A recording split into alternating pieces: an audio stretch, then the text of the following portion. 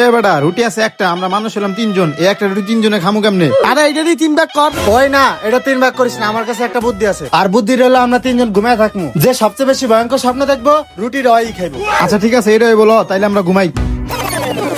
10 minute পর ওরা সবাই ঘুমাই গেছে, আমি এই ফাঁকে উঠে রুটিটা খাইয়া ফেলাই।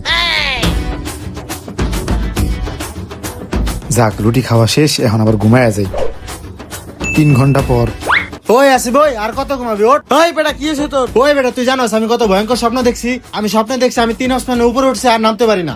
ওই বেটা তোর সে আমি ভয়ঙ্কর স্বপ্ন দেখছি, আমি দেখছি সুন্দরবন বাঘের সাথে আমি যুদ্ধ করতেছি। আরে কস কি? আচ্ছা তাইলে দেখি হাসান কি স্বপ্ন দেখছে। ওই হাসান, ওই হাসান, ওই বেটা।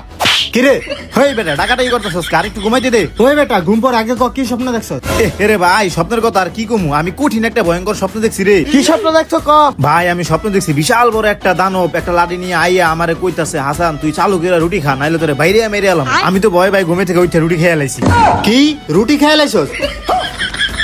হালার বলা দানব যখন তোর রুটি খেতে গেছে আমাকে ডাক দিবি না?